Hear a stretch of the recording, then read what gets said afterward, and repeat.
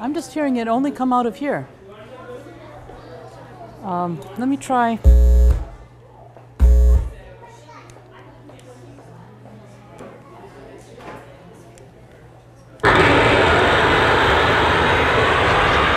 Now we got to turn it down. It was the other one. So can you turn it down now? So we don't get this. That one, this talk is guaranteed to keep you awake. Or this. Sorry. Try one more time. Yeah.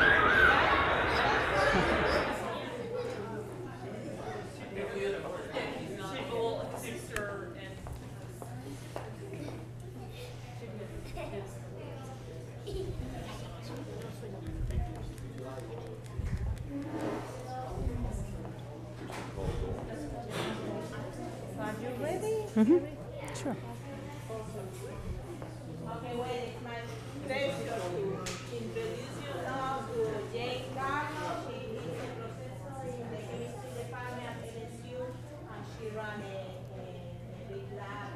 So she's going to show us some of the images she captured in her lab. Thank you really for coming. Good afternoon, and thank you for coming. I'm glad to see so many people are here. I'm not used to talking to regular people. I have to admit, I usually talk to chemistry and college students and use a lot of big words. So I'm going to try to give you an appreciation of what I do, even though without using all the fancy language. And today's talk, I'm only going to show you a small piece of what we do, is about nano theater. How do we see things that are really small, and how can we make things that are really small? And this is brought to you by AFM. A for atomic, F is for force, M is for microscopy. Atomic force microscopy.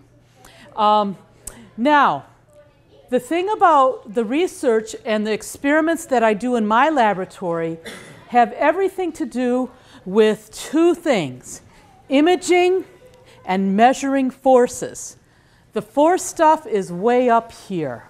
So I'm not going to talk about the force stuff today. I just want to talk about imaging because that is really a very fun part of what I do.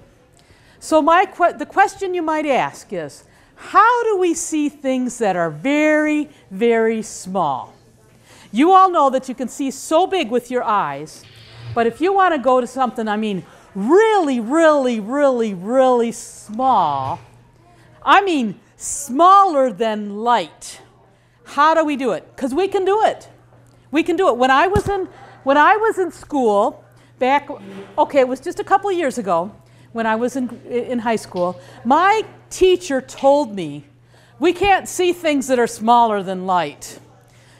We can't see molecules. We can't see atoms. And he said, we'll never be able to. Guess what I do? I look at molecules and I look at atoms every day. That is my job. And we now have instruments that can see things smaller than the wavelength of light, things that are as small as molecules. We can see atoms. And to me, that is just so amazing and so incredible that I decided to use that as what I study for my research. So how do we do it? Because we sure can't see it with a regular microscope. Now, how many of you have seen something like this? You've seen a regular microscope. There's one over there. How many of you have actually ever used one?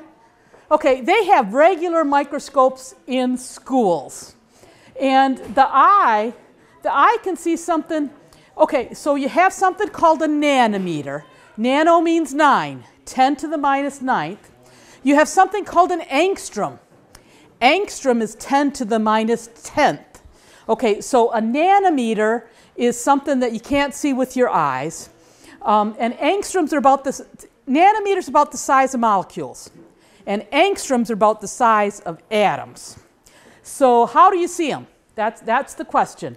Now, we have an eye can see something that's about 700,000 angstroms. Okay, it has to be, you have to see 700,000 atoms together for you to be able to see it. Your optical microscope can see, is another tool for seeing things, can see about 3,000 angstroms, or maybe 300 nanometers it would be. And that's about the size of light. Because light is used in an optical microscope, that's as small as you can go. So if you want to see something smaller than light, you use a really expensive microscope, something called a scanning electron microscope, or something that's called a transmission electron microscope. Those are some pretty big words there. We say SEM and TEM, so we don't have to say those big words all the time. They're based on X-rays and ion beams and something really, something you can't, that's really expensive. They cost millions of dollars. We have them at LSU. We have electron microscopes. Every medical facility pretty much has electron microscopes. I don't think they're going to put one in your school. They're a little bit too expensive.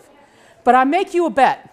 I bet anyone in this room, maybe not next year, but maybe by the time the littlest people in this room grow up and they have children going to school, they will be using atomic force microscopes in your school because they're not that expensive. They're easy to make and they do amazing, hundreds and hundreds of kinds of things, measurements you can make in biology and chemistry and physics. So I bet you your children will be, in no time at all, using AFMs in their school. So that's why I think it's cool that you learn about what nanometers are, because I think your children, your grandchildren will definitely be using these. Some of the really rich schools with lots of money, already have them. Anywhere that there already is a regular optical microscope will have an AFM. And every chemistry laboratory, every physics laboratory, it would not surprise me to see AFMs in everybody's labs in no time at all, because they're easy to use and they do amazing things. So an angstrom, 10 angstroms is a nanometer. Nano is 10 to the minus 9. Nano means 9. Angstrom, 10 to the minus 10. And this is the years and when these things were invented. So electron microscopes were invented in the 1940s and 1950s, before I was born, really. I mean, it really was before I was born. And the atomic force microscope, look at 1980. 81 is when the scanning tunneling microscope was invented.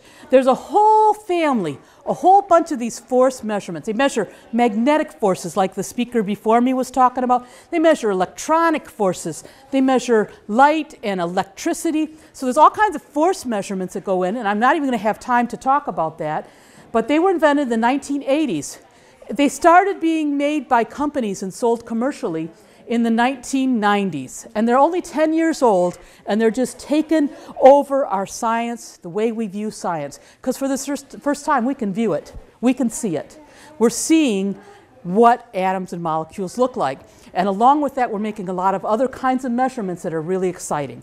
We can't see smaller than nano and angstroms. We can't really see smaller than the size of an atom yet. But I'm not going to be like my high school teacher and say we'll never see them, because you're only asking to be proven wrong.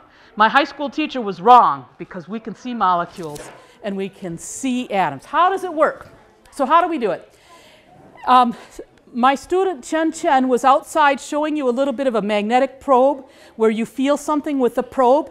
That's the idea. You might not be able to see a magnetic force, but you could feel it with the probe. So if you were a blind person and you didn't have you couldn't see with your eyes, how do you see things? You use your hands. And that's basically the whole principle of an AFM.